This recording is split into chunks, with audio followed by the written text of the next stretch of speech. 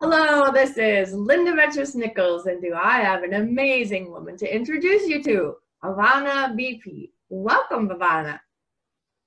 Thank you Bhavna. so much, Linda. Say your name again. Right. I do it up every time. No worries, everybody gets it wrong. I know, right? Bhavna. Say it again. Bhavna. Yeah, there's this extra breath in there, though. Certainly us Americans. Oh, my goodness. Okay, so we're going to talk about time and space. And so the main topic is soul journey. And so how do you see time and space, especially, going through your own soul journey? Did time and space change for you and how you viewed it? Well, yes.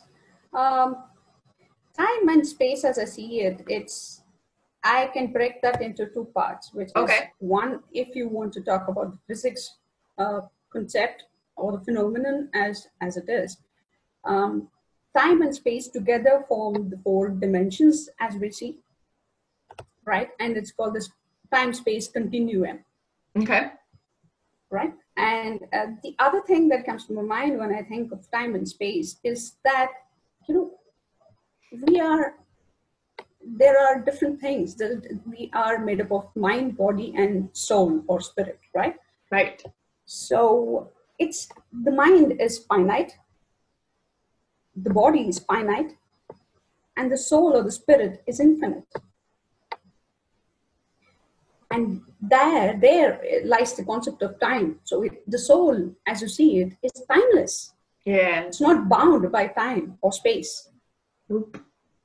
Yeah. And when you know that your consciousness is that of the higher self, it encompasses everything in the cosmic ocean as we see it, right? The entire universe or the multiverse, as you call it.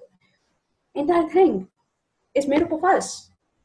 And we are made up of the entire universe. Right. So where's the concept of time and space? Mm-hmm. Yeah, it's a beautiful thing. The other thing we do is we float outside of our body, and it's like, hello, that's your power.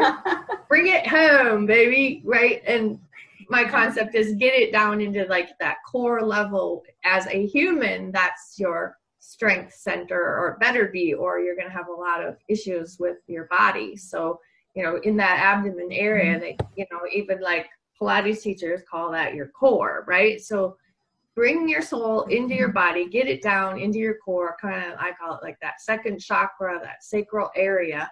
Now you're in your power as a human. So that makes all the difference in the world. And that's when time and space aren't relevant anymore. You're not worried about the future. Your ego isn't having chatterland at you. It might warn you about something and just thank you, right? And then you can tap into your heart and what it is that you really desire. And it's beautiful. My husband's quote is, make decisions with your heart, use your soul for counsel and your brain for storage. And I always say temporary storage. So he usually signs that off Earthwind, but Terry Earthwind Nichols is my husband, as you well know. Beautiful. Yes, beautiful. And there's one more thing that I would like to add to that.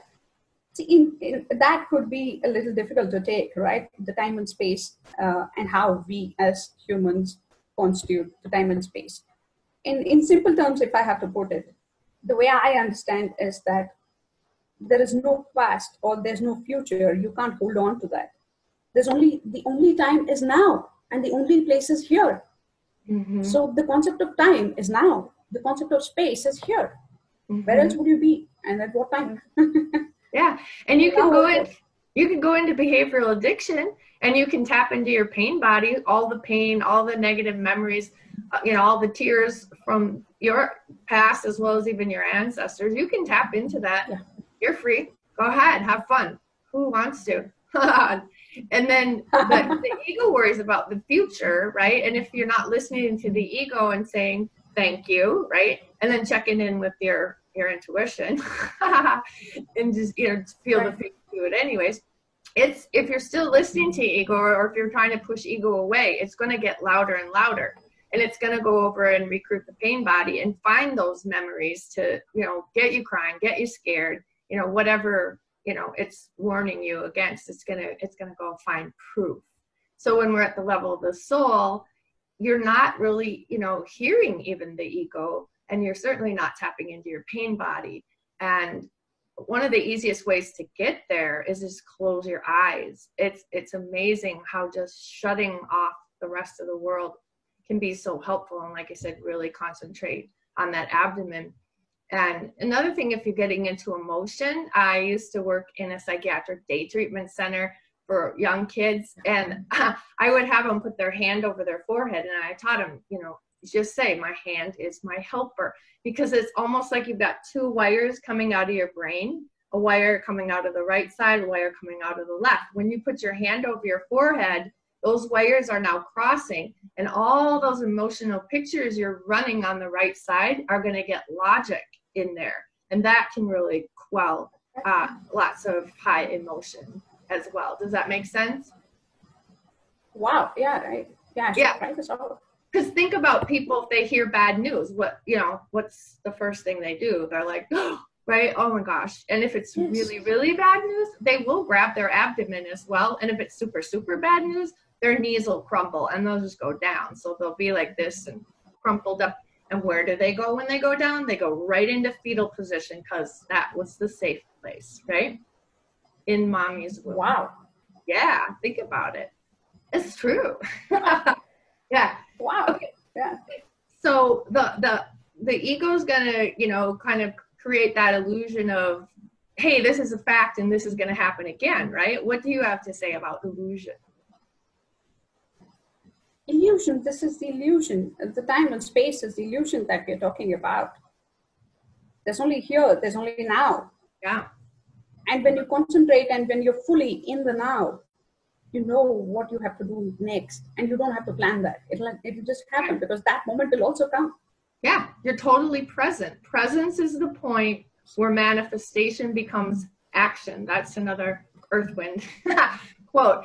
And and then when we come to the word manifestation, it's like, you know what, there really isn't any such thing as manifestation. Even the Bible doesn't use that word, right? It's manifest. To make manifest means to see what's already there, right? And when you see what's already there, then like it's super easy to take action on it. Does that make sense? Yes, it does. It does. It's actually clear. It's all about presence. Go ahead. It's all about presence, because the reality that you see is the manifest, is what has already been manifested. Well, it's always been there. They're like manifested and manifestation. It's like it's there. To make manifest is to just see it, kind of like that radio frequency, right? It's coming to your radio, and it's you doing the dial, right? We're saying the same thing. Yes, exactly. So tuning into the right frequency for us to be able to hear or see it. Exactly. Yeah. So that's more like, again, if I have to use physics to the rescue here, so it's the observer and the observed, right? Yes, it's the same thing, where the reality, it's always existed. The way each of us see or look at that reality depends on us. The way we see it, it depends on us. And how and when we see it also depends on us. Right. So as you mentioned, that the frequency is always there, and how we perceive it and when do we tune into it is all left to us. Or probably the divine timing, if you want to call it. Yeah, and our souls are always tuned in. So it's a matter of getting into your body and tune in. Yes. The soul's always tuned in. It's the human that's not. Oh, yes, that's right. So that's the illusion. The soul always knows. Yeah. Because it's not finite. And the soul works in onesies, is what I say. So when you're in chaos and you have lots of ideas or decisions or whatever, if you can only do one, which one is it?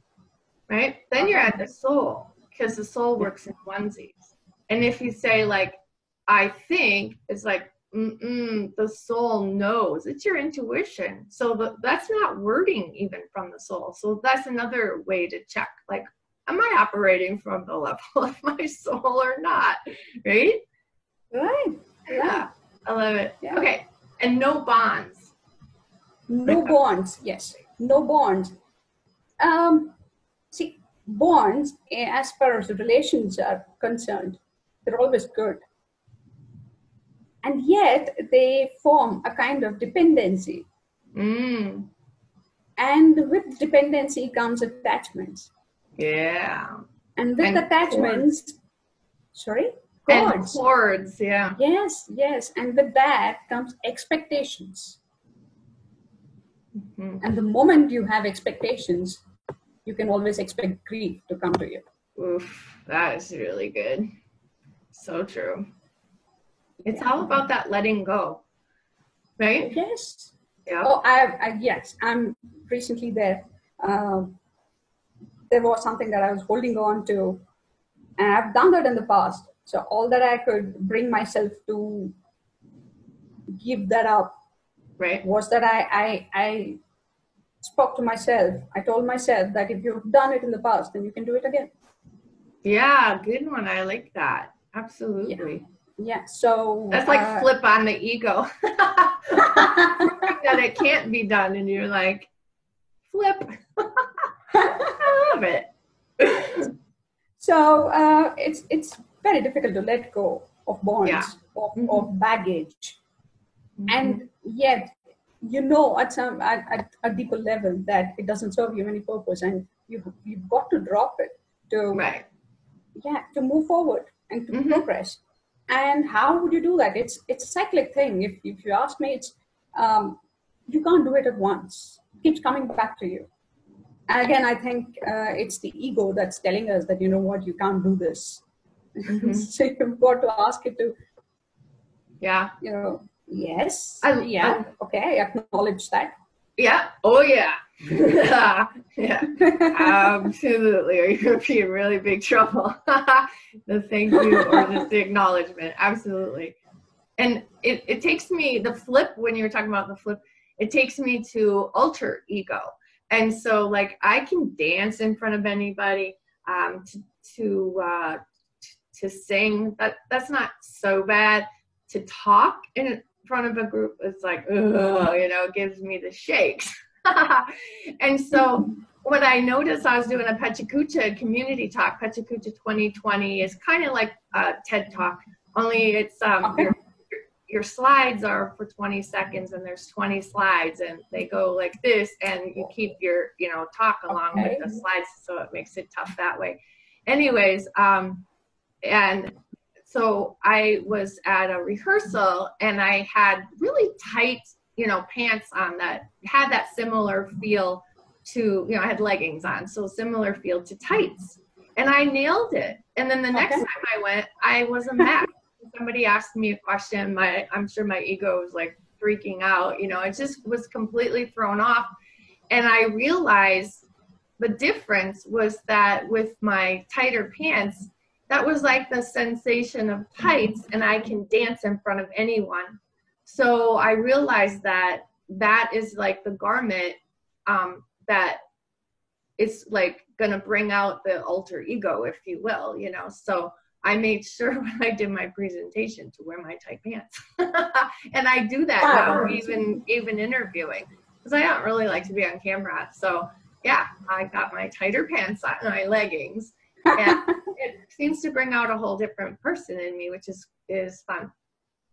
That's good. That shows that you're aware of what helps you get into your power zone.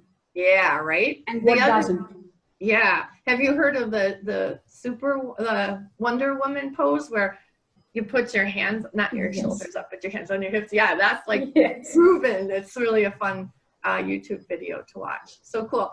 Is there anything else you would like to say on time and space? No. Okay, that was wonderful. I covered it. What's that? Thank you so much. Oh, you're so welcome. Thank you. I said thank you so much. Yeah, and you're so welcome. It's always so much fun to chat with you. All right, my dear. We'll see you later. Bye-bye.